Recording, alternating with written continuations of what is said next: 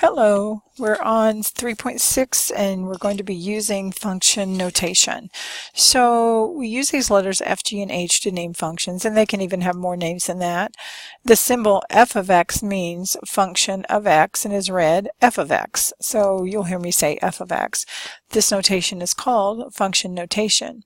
So if you see the equation y equals 2x plus 1, we can rewrite that by replacing the y with f of x, and then we're using function notation. So basically y is equal to f of x. So if you get confused, sometimes putting in a y on, not for the examples we're about to do, but in some places that can help you understand it. So it's basically saying that we're finding f of -2, f of 0, and f of 3 for each function. Well, here's how this works. That means x is -2, so we're basically looking for y.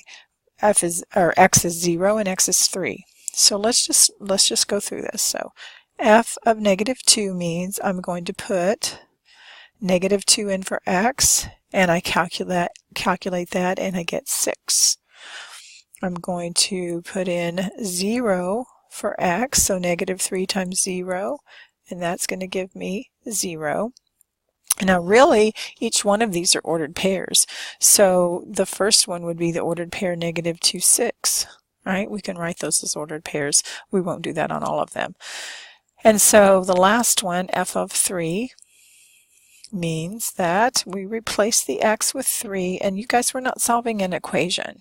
We're just evaluating this when, in this case, x is 3, and we end up with -9. So we're going to do the same thing for this other function, f of x equals 3 minus 7x. So we're just looking at some different functions. So we'll say f of -2 is equal to 3 minus 7 times -2, and that's going to be 3 plus 14, right, because that's going to be a positive -7 times -2, which is 17.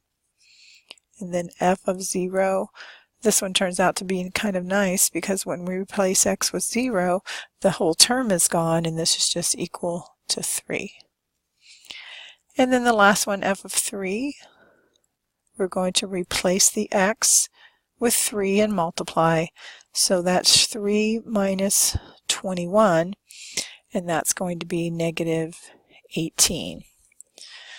So this is new to you, for many of you, I'm sure. Just make sure that you just practice this function notation and what does it mean and how do I work through this.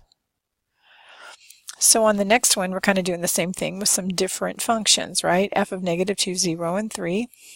So f of -2 will be, now remember these are absolute value bars, so 2 minus -2 goes in place of the x, and so that's actually 2 plus 2, which is 4, right? So the absolute value of 4 is 4, right? And then if we, I'm going to run out of room here, I think. If we find f of 0, then we're going to say 2 minus 0, which is just 2, and the absolute value is 2, right? So the 2 in the absolute value still gives us a 2 on the outside. And then last, f of 3. So I'm going to say 2 minus 3, which is -1. The absolute value of any number is positive, so that ends up with a positive 1. All right, so f of -2 is going to be, always put parentheses when you substitute for a variable, so that's -2.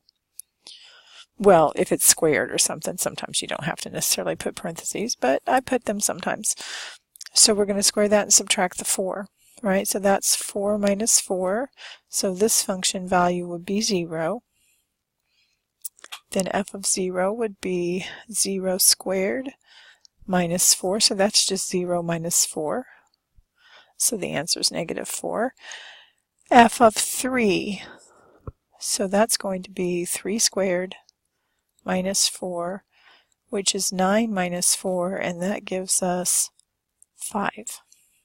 All right, so we had a 4, a 2, and a 1 on this one, and we have a 0, -4, and 5, just so that you can make sure you can find those.